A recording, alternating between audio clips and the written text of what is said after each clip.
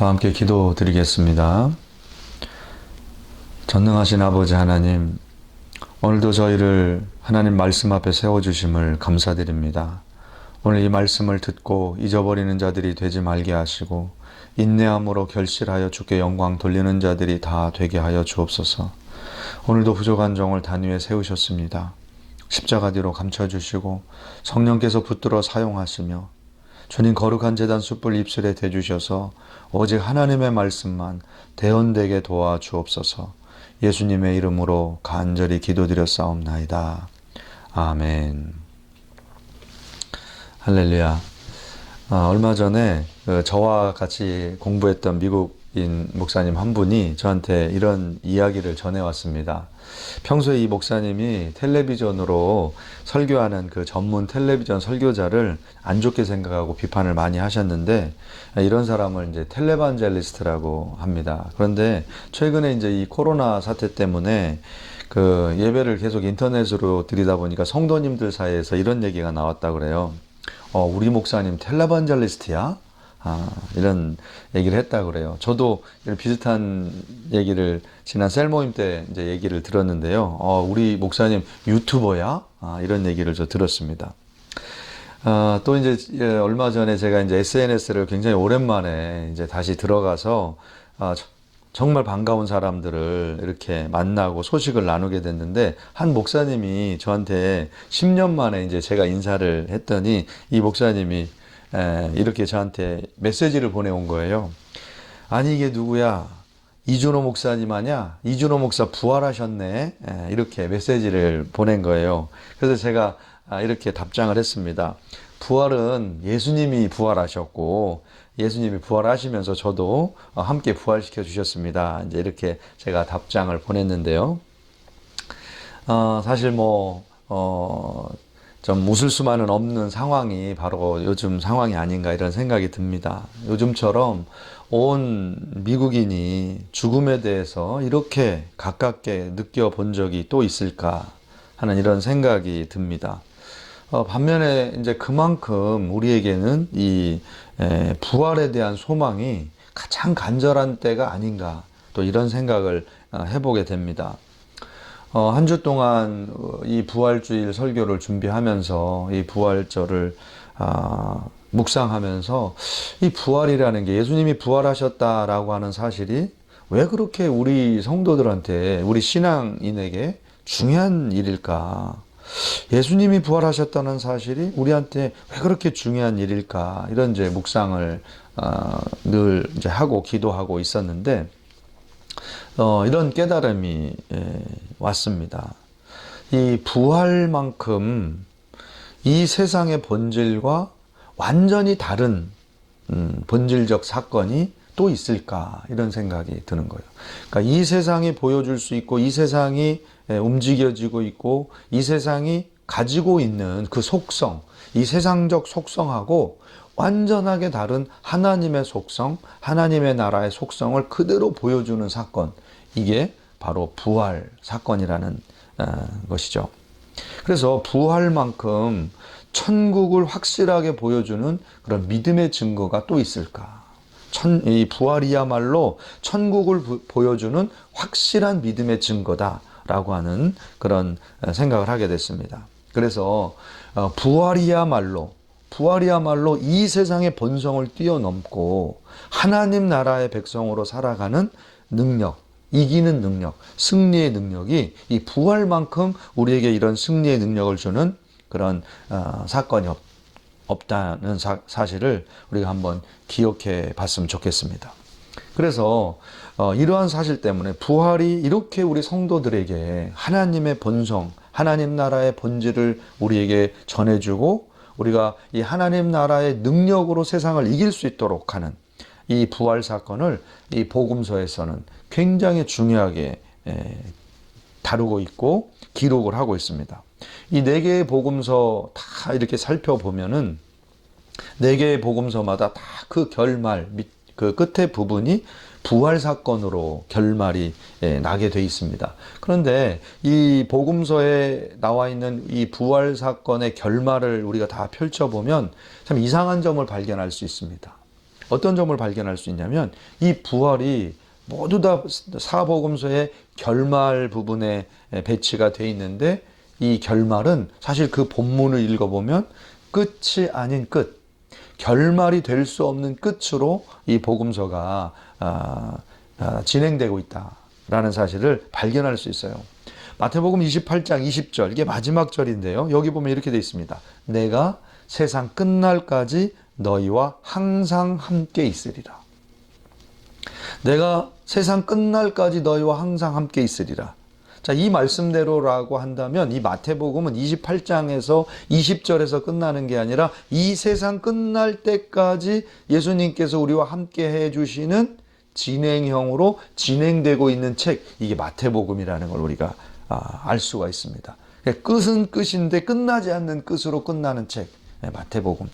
또 마가복음 16장 20절, 이게 또 마지막 절인데요. 이렇게 돼 있어요. 제자들이 나가 두루 전파할세 주께서 함께 역사하사 그 따르는 표적으로 말씀을 확실히 증언하시니라. 여기에서 제자들이 두루 말씀을 전파하는데 주께서 함께 역사하셨다 이렇게 돼 있고, 그 따르는 표적으로 말씀을 확실히 증언하시니라 이렇게 돼 있는데, 여기서 말씀을 증언하다라고 하는 이 증언하는 주체가 누구냐? 제자들이냐? 아닙니다. 이 헬라어 원어적으로 보면 여기 증언하다라고 하는 단어의 이 속성이 복수가 아니고 단수로 돼 있어요. 단수로. 그러니까 증언하는 주체가 누구냐? 단수, 곧 그 앞에 나와 있는 우리 주님이시라는 겁니다. 그러니까 주님이 함께 역사하셔서 말씀을 증언하고 계신다는 거예요. 제자들이 증언하는 그 말씀을 확증해 주는 그분이 누구냐? 예수님이에요. 그러니까 부활하신 주님이 마지막 그냥 부활하고 끝났다라고 이렇게 마가복음이 마침표를 찍는 게 아니라 그 부활하신 주님이 지금도 제자들과 함께, 지금도 오고 오는 모든 예수님의 제자들과 함께 예수님의 말씀, 그것이 확실한 분명한 사실임을 증언하고 있는 일을 지금도 하시는 그 말씀, 이게 바로 마가복음이라는 거예요. 지금도 예수님의 말씀은 계속되고 있다. 그게 마가복음의 끝이 아닌 끝의 기술입니다. 누가복음도 재미있어요. 24장 52절과 53절에 이렇게 기록하고 있는데 마지막 부분에 이렇게 되어 있습니다. 그들이 그에게 경배하고 큰 기쁨으로 예루살렘에 들어가 늘 성전에서 하나님을 찬송하니라. 그러니까 예수님이 부활하셨다는 사실이 결론인데, 이 결론은 성도들로 하여금 어떤 삶을 살게 하고 있냐면 늘 성전에서 하나님을 찬송하니라, 이렇게 이어지고 있다는 겁니다. 그러니까 늘 찬송하고 있는 성도들의 삶, 그들의 찬송, 계속되고 있는 찬송이 결말이 아닌 결말. 이게 바로 누가복음의 결말입니다. 요한복음도 마찬가지인데요. 마지막 절 21장 25절에 보면 이 예수님께서 행하신 일이 이외에도 많으니 만일 낱낱이 기록된다면 이 세상에라도 이 기록된 책을 두기에 부족할 줄 아노라, 이렇게 설명하고 있어요. 이 세상에라도 이 기록된 책을 두기에 부족할 줄 아노라. 이 본문에 보면 이런 생각이 들어요. 저희 돌아가신 아버님께서 이 말씀을 처음 이제 묵상하시면서 깨달은 말씀을 저한테 나눠주신 적이 있습니다. 근데 저희 아버님이 이 본문을 읽을 때 처음에는 너무나 과장법이 심하다고 느끼셨대요. 아니 아무리 책을 자세하게 쓴다 하더라도 예수님의 생애를 지금 사복음서로 이렇게 기록을 해 놓고 이걸 전집으로 기록하고 아무리 많은 권수로 자세하게 기록한다 해도 한 도서관에 한 층, 한 부스, 한 쉘브즈 이렇게 해서 책을 써놓으면 충분할 텐데, 이 세상에 둘 곳이 없을 정도로 책을 다 기록할 수 없다, 이런 내용이 너무나 과장법이라고 생각했다는 거예요. 그런데 예수님께서 부활하셨다는 사실을 깨닫고 나니까 이게 어떻게 느껴지냐면요, 예수님께서 단지 2000년 전에 오셔서 역사적인 이 땅에 계셨던 그 순간만 33년의 공생애만이 33년간의 그 역사적인 기록만이 예수님의 기록이 아니라 행적이 아니라 부활하신 이후에 끊임없이 지금까지도 앞으로도 영원토록 살아계신 예수님께서 우리와 함께하고 계시는 그 예수님의 행적, 그 모든 행적을 기록한다면 정말 이 세상에 그 어디에도 쌓아둘 것이 없을 정도로 가득한 그런 책이 되고야 말 것이다. 이런 깨달음을 얻으셨다는 그런 고백을 제가 들은 적이 있습니다. 그러니까 예수님, 이 요한복음은 그 부활로 결말을 맺고 있지만 그 요한복음의 책은 아직도 끝나지 않은 책으로 계속 기록되고 있는 책. 예수님의 행적이 지금 부활하신 이후에 지금도 계속되고 있기 때문에 지금도 계속 기록되고 있는 책, 이것이 바로 요한복음이라고 하는 책이라고 하는 사실을 보여주면서 결론을 이렇게 내고 있다는 겁니다. 이와 같이 부활 사건이 얼마나 우리에게 중요한 사건이고 부활 사건이 얼마나 우리 성도들의 그 영적 삶에 결정적인 영향을 미치는지를 성경은 그렇게 말씀해 주고 있다는 겁니다. 자, 그렇다면 이 부활 사건이 그렇다면 구체적으로 우리에게 어떤 그 결정적 중요성을 갖는지를 우리 몇 가지로 함께 은혜를 나누면서 함께 묵상을 해보도록 그렇게 하겠습니다. 첫 번째로 이 부활 사건은 우리 성도들의 관심을 절망에 두지 않고 절대적인 소망으로 옮기게 하는 사건이었기 때문에, 그 사건이기 때문에 부활 사건은 우리에게 우리 신앙에 결정적인 영향을 미친다. 결정적으로 중요하다. 이렇게 설명드릴 수가 있겠습니다. 오늘 말씀 마태복음 28장에 보면 그 예수님이 십자가 달려 죽으신 후에 장사 지낸 후에 안식 후 첫날, 그러니까 3일 만에 예수님의 제자였던 두 마리아가 예수님의 무덤을 찾아서 무덤가에 오는 그런 장면이 기록되어 있습니다. 안식 후 첫날 아침이 밝자마자 예수님의 무덤을 보러 갔는데 거기에 지진이 일어나고 무덤에 막혀있던 돌이 옮겨지고 그 돌 위에 천사들이 놓여 있었는데 그 천사들이 이런 얘기를 해줍니다. 뭐라고 얘기하냐면 6절 말씀에 이렇게 돼 있어요. 그가 여기 계시지 않고 그가 말씀하시던 대로 살아나셨느니라. 와서 그가 누우셨던 곳을 보라.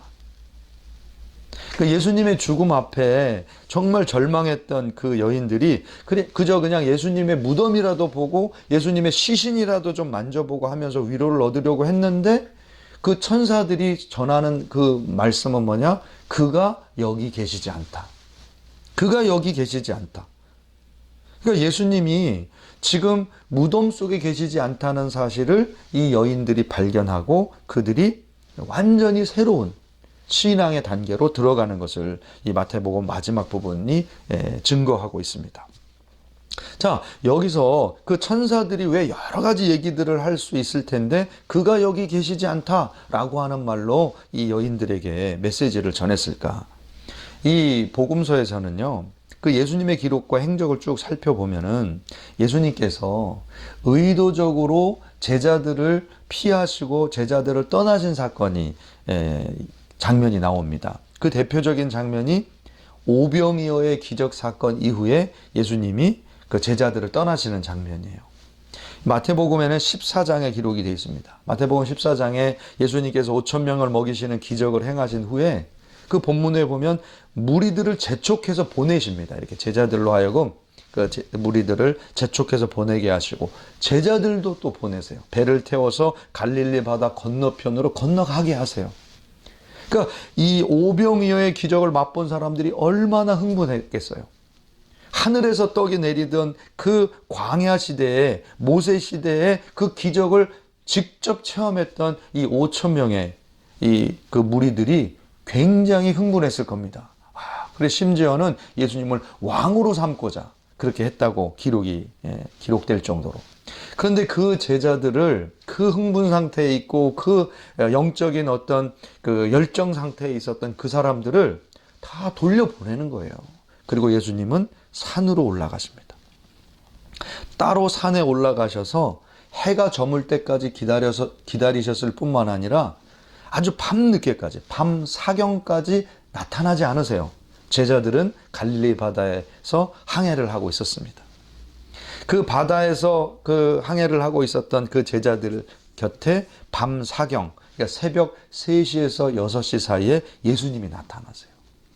자, 이 장면을 우리가 살펴보면 예수님은 다분히 분명한 의도를 가지고 제자들을 떠나보내셨다는 걸 알 수가 있어요. 왜 제자들을 떠나보내실 수밖에 없었느냐? 하나님의 백성들이 모세의 시대에 그 광야에서 만나를 먹었어도 그 만나가 하늘에서 내리는 떡이라고 하늘을 바라보면서 하나님을 경외하고 찬송하는 이런 삶을 살지 못하고 그 떡 자체에 매몰되고 살았던 것처럼, 그리고 그 떡을 먹고 죽었던 것처럼, 이 예수님의 제자들과 예수님을 쫓았던 무리들이 떡을 먹은 후에 시선을 다 어디에다 두냐면 떡에다가 뒀다는 거예요. 시선을 다 땅에다가 뒀다는 거예요. 내가 무엇을 먹을까, 무엇을 마실까. 그 떡이 나를 배부르게 했으니까 이제 예수님을 왕으로 세우고 임금으로 세우면 우리에게는 영광의 시대가 올 것이다. 시선을 다 땅에다 두는 겁니다. 떡에다가 두는 거예요. 그때 예수님이 시선을 돌리시기 위해서 제자들을 흩으세요. 그리고 제자들을 바닷 가운데로 보내시고 예수님은 새벽 3시에, 새벽 4시, 6시, 이 밤 사경에 그 바다 한가운데로 걸어서 나타나십니다. 그리고 그 예수님이 하나님의 아들이심을 그 제자들의 입술 속에서 선포하게 하세요. 사랑하는 성도님 여러분, 예수님이 우리의 시선을 옮기기 원하세요. 어디로 옮기기 원하시느냐? 이 땅의 삶에서 저 하늘의 약속으로, 하늘의 세계로, 하나님 나라의 세계로 우리 시선을 옮기기를 원하세요. 그 결정적 사건이 뭐였느냐? 부활 사건입니다. 얘들아, 너희들 무덤만 바라보지 말고 이 절망의 땅, 절망의 무덤, 절망의 죽음, 거기에 목적을 두고 거기에 결말을 내고 그것을 바라보는 삶을 살지 말고, 예수님은 그 절망 속에 계시지 않고, 예수님은 그 죽음 속에 계시지 않고, 그 무덤 속에 계시지 않고, 예수님은 부활하셨다. 시선을 부활로 옮기라는 겁니다. 시선을 하나님 나라로 옮기라는 거예요. 이게 바로 예수님의 부활 사건의 의미라는 사실을 여러분 기억하셔야 돼요.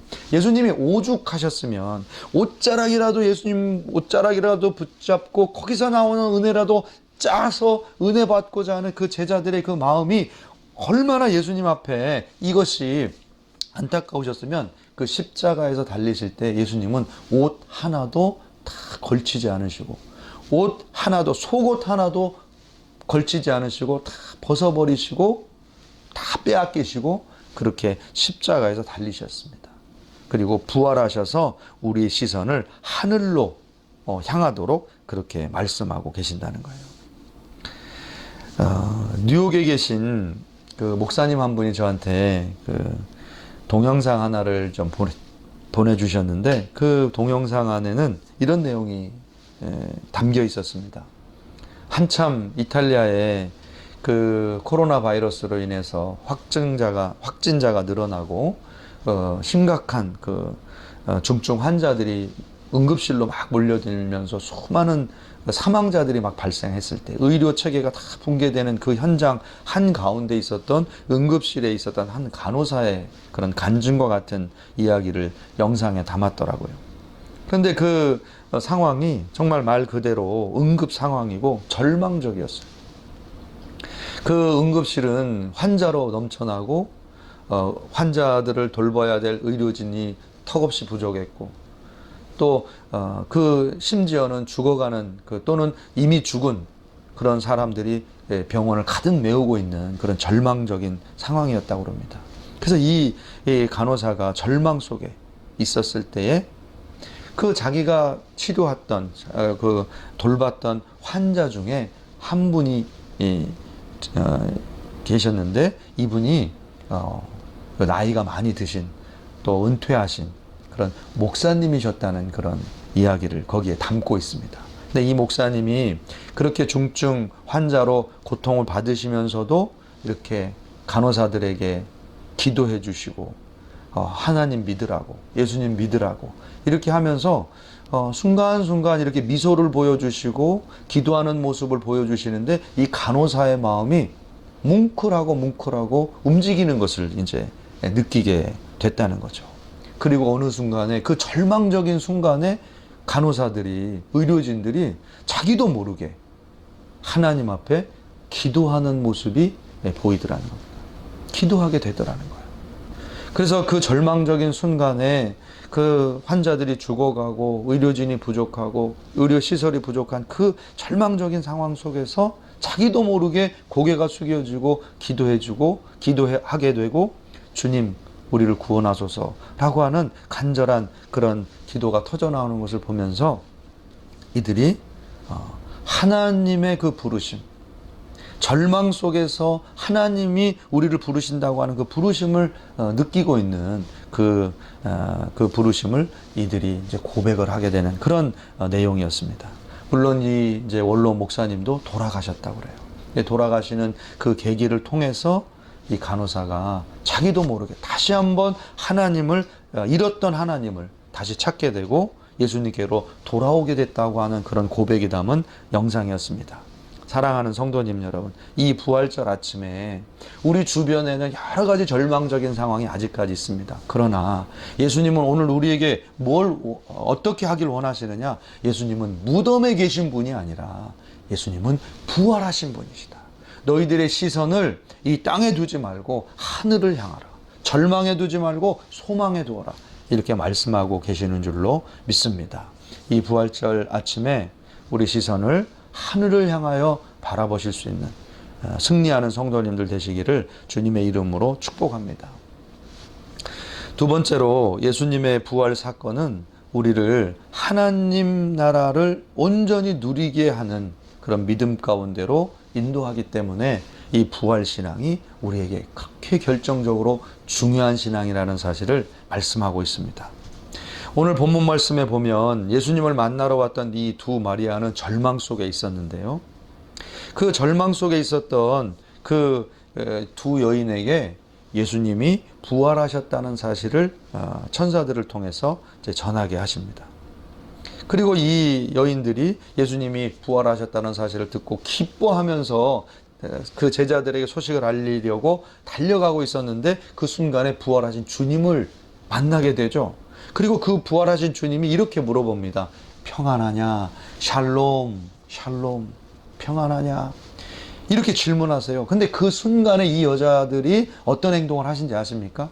이 여자들이 예수님의 발을 붙잡고 경배했다 이렇게 돼 있어요.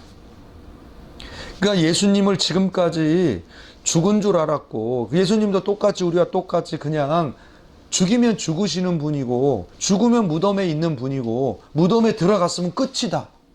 이렇게 생각했던 예수님의 제자들, 그 제자들 중에 그 두 여인이 예수님이 부활하셨다는 소식을 듣고 뿐만 아니라 부활하신 주님을 만나고 주님이 빌어주는 평안이라고 하는 말을 듣고 예수님을 경배하기 시작합니다. 이 사건이야말로 부활하신 예수님을 하나님으로 경배하는 최초의 사건인 겁니다. 예수님의 제자들이, 이 두 여인들이 예수님을 그저 인간적인, 그저 랍비로, 하나님의 아들 메시아지만 그저 하나님의 어떤 다음 가는 어떤 존재로, 그렇게 선지자로 이해하고 있었다면은 부활 사건 이후에 예수님이 빌어주시는 이 평안의 메시지를 들은 이후에 이들이 예수님을 하나님으로 경배하는 놀라운 믿음의 대전환이 일어났다는 거예요. 여러분, 부활이야말로 우리가 누리는 평안의 절대적 조건입니다. 예수님이 이렇게 물어보신 이유가 있는 거예요. 너 평안하냐? 왜? 부활하신 예수님이 아니고서는, 부활하신 예수님을 만나지 않고서는, 우리의 부활이 되지 않고서는 우리에게는 진정한 평안이 있을 수 없기 때문에 그렇습니다. 우리에게 부활이 있어져야만 우리에게는 진정한 평안이 주어진다는 사실을 예수님이 너무나 정확하게 알고 계셨던 거죠. 부활이야말로 우리가 바라고 소망하는 하나님 나라의 구체적인 실현이기 때문에 그렇습니다. 여러분, 하나님 나라가 있다는 걸 어떻게 믿을 수 있으세요? 그건 부활이 있기 때문에 우리 이 부활 사건이 하나님 나라를 우리에게 실현해주는 놀라운 증거가 된다는 사실을 여러분 기억하시기 바랍니다. 여러분, 이 복음서를 제가 아까 잠깐 설명드렸는데요. 이 복음서의 중심 주제는 하나님의 나라입니다. 그리스도를 통하여 맛보는 하나님의 나라. 그리스도를 통하여 보게 되는 하나님의 나라. 그리스도의 말씀을 통하여 깨닫게 되는 하나님의 나라. 이게 사복음서의 중심 주제입니다. 그래서 사복음서는 언어가 다르지만 마태복음 같은 경우는 천국이라는 단어, 또는 마가복음이나 누가복음 같은 경우는 하나님의 나라, 하나님 나라 이런 언어, 요한복음에서는 영생이라고 하는 단어로 하나님의 나라에 대해서, 그리스도가 전해주는 하나님의 나라에 대해서 많이 설명을 하고 있습니다. 그런데 그 신학자들이 성경을 연구해 보니까 이상한 점을 발견한 거예요. 이 사복음서에는 그렇게 하나님 나라, 천국이라는 단어와 표현들이 그렇게 많이 등장을 하는데, 사도행전을 넘어가면서 서신서를 넘어가면서 특별히 바울 서신을 연구하다 보니까 바울 서신에 하나님의 나라라고 하는 단어와 표현들이 굉장히 적다는 사실을 발견하게 됩니다. 13권의 바울 서신 중에 하나님 나라라고 하는 이 단어가 쓰여진 것만 13번밖에 되지 않는 거예요. 13번밖에. 사도 바울이 13권이나 썼는데 책 한 권에 한 번 쓸까 말까 이렇게 됐다는 거예요. 그 내용도 구체적으로 아주 예수님 말씀처럼 그렇게 자세하게 기록된 것도 아니고 한 번, 두 번 이렇게 기록하고 끝났다는 거예요. 그리고 기타 서신에서도 5번밖에 나오지 않습니다. 그러니까 하나님의 나라가 이렇게 설명이 적은 이유가 뭘까? 학자들은 생각하다가 이런 결론을 먼저 생각해냈어요. 사복음서에서는 하나님의 나라가 예수님을 통해서 이렇게 증거가 됐는데, 사도시대로 넘어오면서 사도들이 생각하기에는 이 하나님 나라가 이렇게 교회로 대체되는 그런 개념으로 설명을 하고 있나 보다. 이제 이렇게 먼저 생각을 한 겁니다. 그러니까 하나님 나라가 우리 교회에 실현됐다. 그러니까 사도들이 생각할 때, 제자들이 생각할 때, 하나님 나라는 뭐 그렇게 신약 시대에는 중요한 개념이 아니다. 죽어서 가면 되니까, 구원을 우리가 받았으니까, 이렇게 이제 설명하기 시작한 거예요. 그런데 최근에 우리 신학자들이 이런 설명을 합니다. 그게 아니라 사도들이 하나님 나라에 대한 중요성 이런 거를 몰랐던 게 아니라, 복음서에 나와 있는 하나님 나라가 덜 중요해진 게 아니라, 예수 그리스도의 부활을 경험하고 보니까 그리스도의 부활을 경험하는 것 자체가 하나님 나라의 실현이더라, 이렇게 느꼈다는 겁니다. 신약 교회가 예수 그리스도의 부활을 경험하고 나니까, 부활하신 주님을 만나고 나니까 하나님 나라가 멀리 있는, 그냥 설명이 필요한 그게 아니라 하나님 나라를 지금 부활하신 주님과 함께 맛보게 됐기 때문에 정작 중요한 가르침이 뭐냐? 예수님의 부활 사건이더라는 거예요. 부활 사건. 예수님의 부활로 하나님 나라가 우리에게 실현되니까 진짜 중요한 거, 부활을 가르치기 시작했다는 거예요. 그래서 사도행전부터는 하나님의 나라가 전파되는 게 아니라 예수 그리스도의 부활이 전파된다는 겁니다. 사랑하는 성도님 여러분, 이 구체적인 예가 고린도전서에 그렇게 기록이 돼 있어요. 고린도전서 15장 20절에서 26절까지 말씀해 보면 이렇게 기록되어 있습니다. 그러나 이제 그리스도께서 죽은 자 가운데서 다시 살아나사 잠자는 자들의 첫 열매가 되셨도다. 사망이 한 사람으로 말미암았으니 죽은 자의 부활도 한 사람으로 말미암는도다.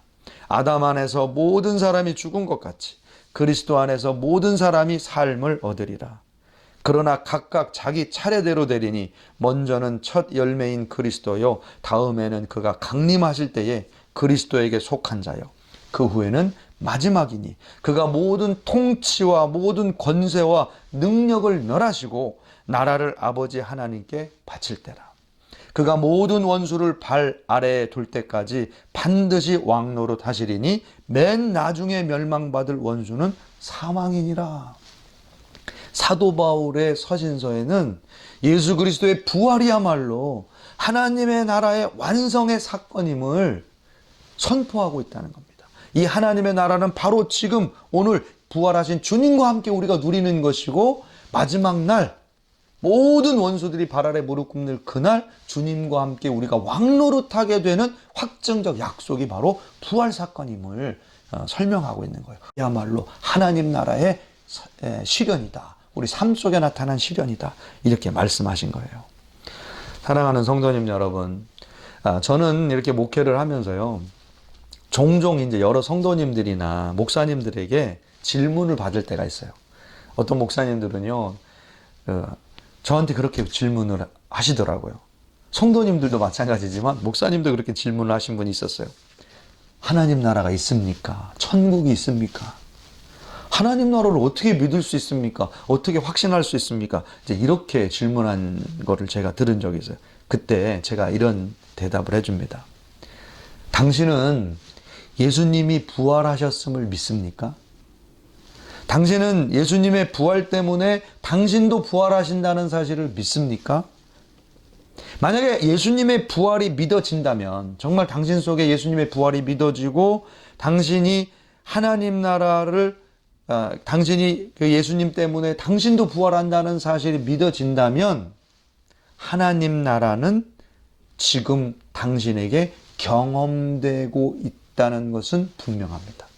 다시 바꿔서 얘기한다면, 당신이 예수님을 정말 믿는다면, 예수님이 부활하신다는 사실이 정말 당신 속에 믿어지면 하나님 나라는 당신 속에서 경험되기 시작할 거다라는 거예요. 하나님 나라는 당신 속에 경험되기 시작해요. 당신이 정말 부활이 믿어진다면 하나님 나라를 당신은 경험할 수 있고 소유할 수 있게 되는 거예요. 하나님 나라가 경험되기 시작하고 하나님 나라는 이미 여러분에게 소유되고 있다는 사실을 여러분들이 깨닫게 된다는 겁니다. 사랑하는 성도님 여러분, 부활 신앙이야말로 우리 천국 백성, 우리 하나님 성도들, 하나님의 언약의 백성들에게는 결정적인 신앙이라는 사실을 여러분 다시 한번 깨달으실 수 있길 주님의 이름으로 축복합니다. 마지막으로 한 가지를 짧게 설명드리고 오늘 좀 말씀을 마치려고 합니다. 마지막으로 이 부활 사건이 얼마나 우리 신앙에 중요하냐면, 부활 사건이야말로 우리를 사명의 자리로 세우는 신앙을 우리에게 주기 때문에 이 부활 신앙이야말로 우리에게 절대적으로 필요하다는 겁니다. 마태복음 28장 7절에 보면 천사들이 나타나서 이 여인들에게 사명을 줍니다. 부활하신 주님, 예수님 부활하셨다는 것을 제자들에게 알리고 갈릴리에서 만나자고 전하라는 거예요. 근데 이 여인들이 가다가 또 예수님을 만나죠. 부활하신 주님을 만나서 그 부활하신 주님한테도 어떤 사명을 받느냐면, 제자들에게, 형제들에게 가서 갈릴리로 가라 하라. 거기서 나를 보리라. 그래서 그 제자들이 나중에 갈릴리로 다 옵니다.